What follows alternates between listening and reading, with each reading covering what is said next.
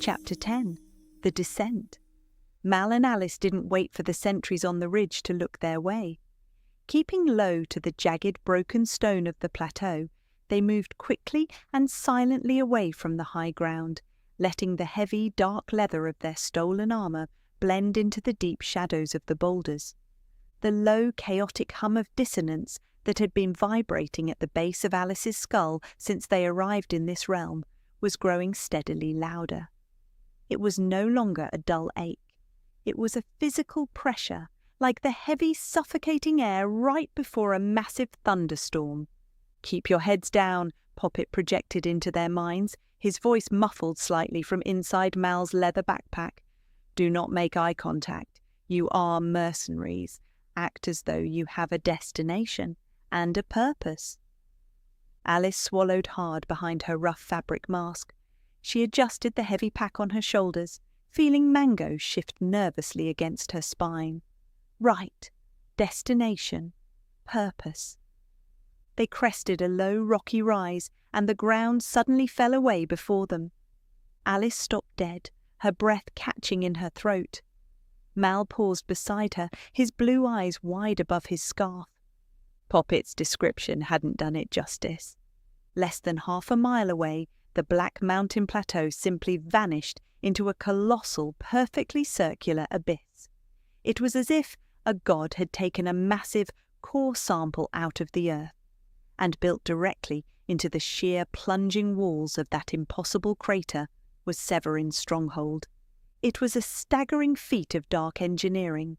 Millions of vitrified obsidian black bricks formed a seamless, inverted fortress that spiraled down into the dark. Thousands of narrow arched windows pierced the brickwork, each one glowing with a sickly, flickering orange light that cast long, dancing shadows across the abyss. And spiraling around the inner edge of the entire crater was a massive, terrifyingly wide stone staircase. It had no railing, no safety wall, just a sheer drop into the glowing orange depths on one side and the black brick of the stronghold on the other. "Look," Mal muttered, pointing toward the edge of the crater closest to them. A wide, well-worn path cut through the jagged rocks of the plateau, leading directly to the lip of the abyss. As they watched, the path merged seamlessly with the top of the colossal spiraling staircase. It was undoubtedly the end of the same ancient road they had avoided climbing the night before. And it was busy. The road was a steady stream of movement. Groups of heavily armed men and nightmarish hulking creatures Alice couldn't even name were marching steadily toward the crater, their weapons clanking dully in the freezing air. Other groups were marching out, heading back down the mountain or fanning out across the desolate plateau. "Blend in," Mango projected quietly from Alice's pack, his usual sarcasm entirely absent. "We are just another drop of poison in this foul river." Mal gave Alice a single sharp nod. He stepped out from the cover of the boulders, his posture shifting instantly. The exhaustion and fear melted away, replaced by the heavy, rolling, arrogant swagger of a seasoned mercenary. He rested one hand casually on the pommel of his broadsword, letting his heavy cloak billow in the wind. Alice took a deep breath, pulled her hood low over her eyes, and matched his stride. They joined the flow of traffic on the wide dirt path. Alice's heart hammered a frantic rhythm against her ribs as they fell into step behind a trio of towering warriors clad in rusted chainmail and wielding massive iron axes. The stench of stale sweat, wet fur, and old blood was overpowering, mixing unpleasantly with the sharp ozone scent of the dark magic. A warrior walking in the opposite direction, a pale man with entirely black eyes and a jagged scar across his throat, brushed past Alice's shoulder. She tensed, her hand dropping to the hilt of her slender sword, but the man didn't even look at her. He just kept walking, his gaze fixed blankly on the horizon. They were invisible.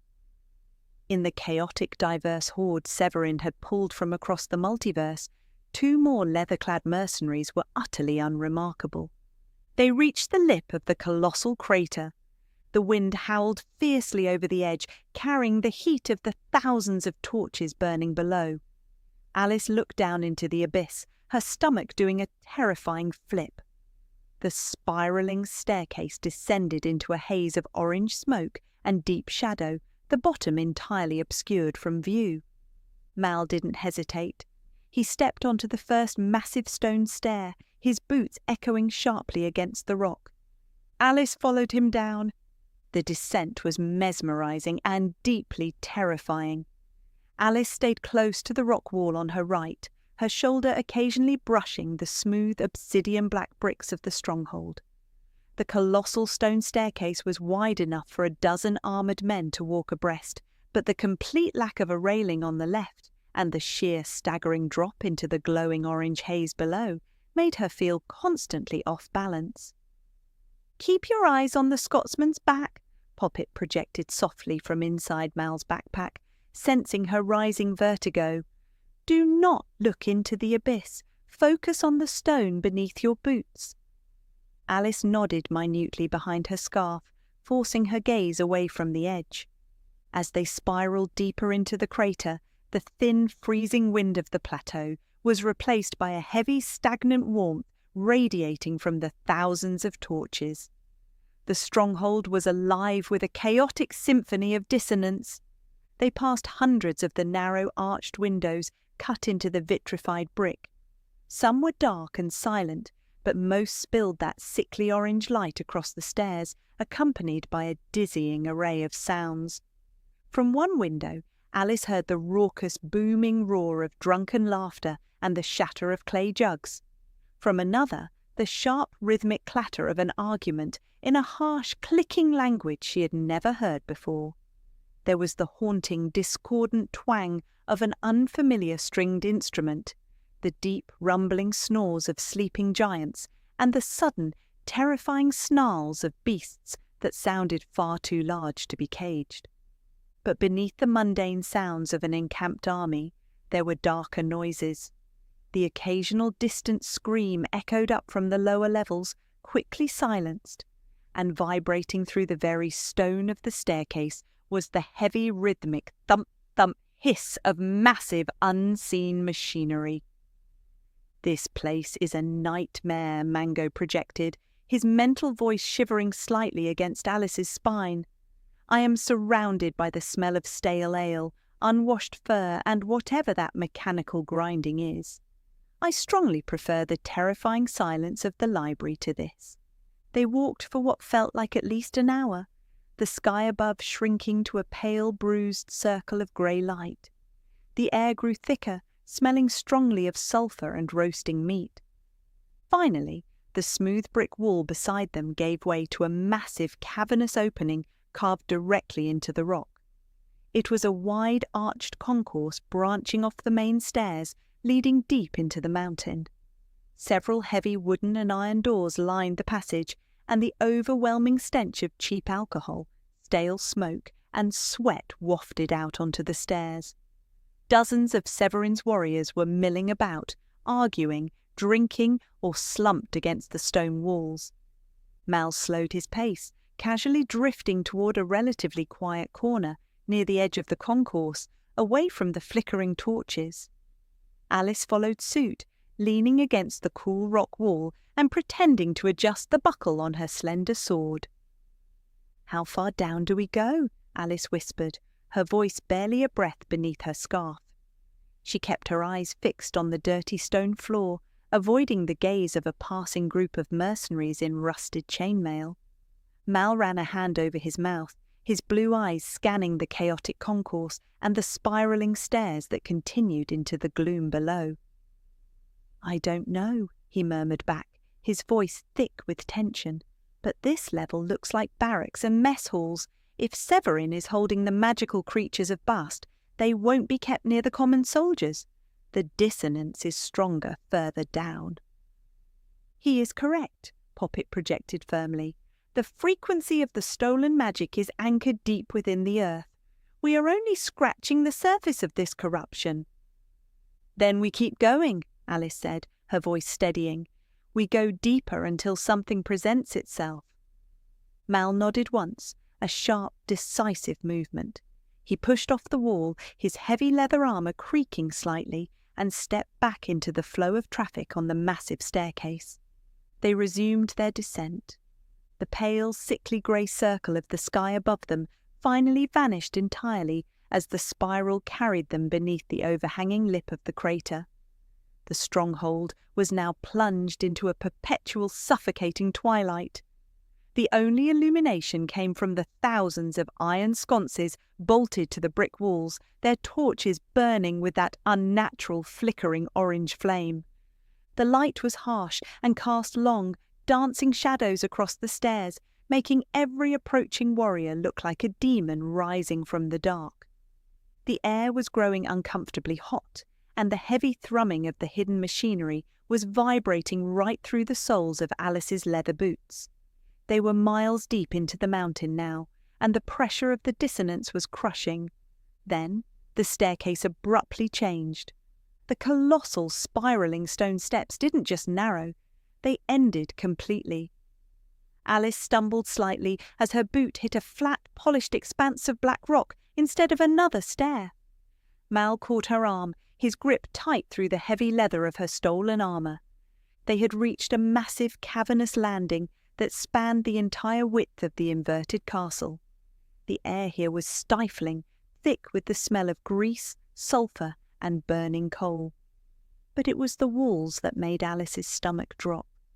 Instead of thousands of narrow windows spilling torchlight, the sheer rock face of the landing was lined with massive vertical shafts, and suspended within those shafts by thick gleaming iron chains were dozens of heavy rusted iron cages.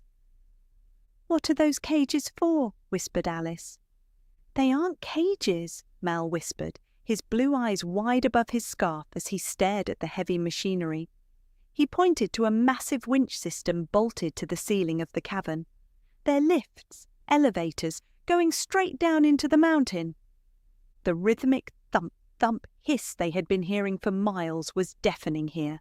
It was the sound of the colossal steam-powered engines driving the chains, hauling the iron lifts up and down the pitch-black shafts. A highly efficient way to move an army into the bowels of the earth, Popit projected from Mal's pack, his mental voice tight with unease. The dissonance is incredibly concentrated below us. Whatever Severin is doing with the magic of Bast, it is at the bottom of those shafts.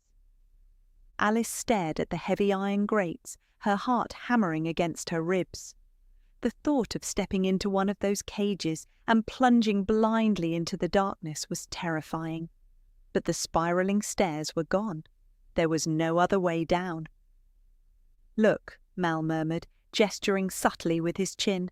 A group of 5 heavily armed warriors, 3 men clad in jagged blackened plate armour and 2 hulking grey-skinned brutes carrying massive iron mauls, were currently waiting by one of the larger shafts. They looked impatient, pacing heavily and grumbling in a harsh, guttural tongue. "We follow them," Mal decided instantly, his voice hard and determined. "If they are going down, they know the way. We get in the lift, stay quiet, and see where it takes us. Hopefully, it's somewhere useful to our quest." Alice nodded, her throat dry. She adjusted the heavy leather backpack containing Mango, her hand resting instinctively on the hilt of her slender sword. With the arrogant, rolling swagger of seasoned mercenaries, Mal and Alice strolled across the polished black stone toward the waiting warriors. The heat from the massive engines above beat down on their heavy cowls. As they approached, a loud, shrieking grind of metal on metal echoed up the shaft. A heavy iron cage burst from the darkness below, slamming violently into the landing. The thick iron chains rattled against the stone, and the heavy great doors squealed open. The 5 warriors didn't hesitate. They shoved past a group of exhausted-looking men, stepping off the lift and piled into the rusted cage. Mal caught Alice's eye. He gave a single sharp nod and stepped into the iron cage right behind the grey-skinned brutes. Alice followed instantly, pressing her back against the cold iron bars at the rear of the lift, keeping her face completely hidden in the shadows of her deep cowl. The iron grate slammed shut with a final, terrifying clang. For a breathless second, nothing happened. Then the massive gears above them screamed, the thick chains shuddered, and the floor dropped out from beneath them. Alice gasped silently, her stomach lurching into her throat as the iron cage plummeted straight down into the absolute darkness of the mountain. The descent was terrifyingly fast. The only light in the shaft came from the occasional flicker of an orange torch as they plunged past unseen levels of the inverted castle. The heavy stench of grease and burning coal filled her lungs, and the sheer heat radiating from the rock walls was suffocating beneath her thick leather armour. Beside her, Mal stood perfectly still, his blue eyes fixed straight ahead, ignoring the low guttural arguing of the 5 hulking warriors crowded into the front of the cage. "The dissonance is agonizing down here," Popit projected, his mental voice tight with strain. "It is a concentrated knot of corrupted frequency. We are very close to the source." With a sudden bone-jarring slam that rattled Alice's teeth, the iron cage hit the bottom of the shaft. The heavy grate screamed open. The 5 warriors didn't even pause. They shoved their way out into the gloom, their armour clanking loudly against the stone. Mal and Alice waited a heartbeat, letting the brutes move ahead before stepping out of the rusted cage. Alice's eyes widened behind the rough fabric of her mask. They hadn't arrived in a dungeon or a throne room. Stretching out before them was a huge cavernous tunnel, easily wide enough to march a small army through. The air was thick with dust and the smell of livestock. The sheer scale of Severin's operation was staggering. Carved into the rock walls on both sides of the vast tunnel were massive open-air storerooms. They weren't just holding weapons, they were stockpiling an entire war effort. Alice saw rooms piled 30 feet high with wooden crates of preserved food, stacks of iron-banded barrels, and racks of gleaming broadswords, polearms, and heavy crossbows. Further down the tunnel, the smell of hay and manure was overpowering, an entire subterranean stable holding hundreds of massive stamping war horses and beasts of burden. "Keep moving," Mal said as he adjusted his heavy broadsword. "Look like you belong. Walk with purpose." They fell into step behind a group of mercenaries hauling a heavy wooden cart, their boots crunching against the hard-packed dirt of the tunnel floor. They walked for around half a mile through the staggering logistics of Severin's stronghold.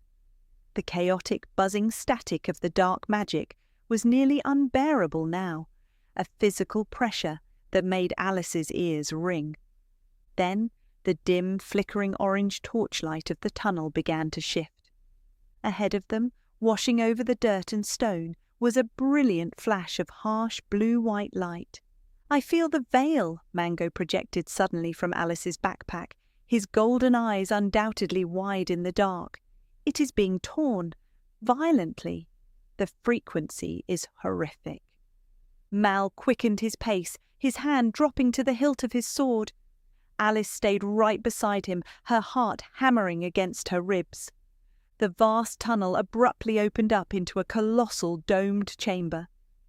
Alice stopped dead, her breath catching in her throat as she stared at the terrifying marriage of magic and machinery.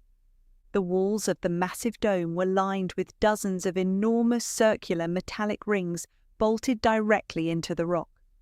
Thick, heavy cables and hissing copper pipes snaked across the floor and ceiling, connecting the rings to a colossal thrumming steam engine in the centre of the room. It was a mechanized hub for tearing the veil. Suspended high above the machinery, bolted to the very apex of the domed ceiling, was a massive, enclosed cubicle constructed of heavy bronze framing and thick, reinforced glass. Inside the glass box, seated with his back to them, was a lone figure wrapped in a dark, sweeping cloak. The aura of power radiating from the cubicle was suffocating. The figure wasn't pulling levers or turning valves. He had one hand raised, crackling with raw, violet energy, seemingly controlling the violent opening of the portals with his own corrupted magic. He was the puppet master of the entire operation. As they watched, the heavy cables attached to one of the metallic rings on the far wall sparked violently. A deafening mechanical whine filled the chamber, accompanied by the agonizing, shrieking sound of raw magic being ripped apart. With a blinding flash of that harsh blue-white light, the center of the metallic ring popped into life.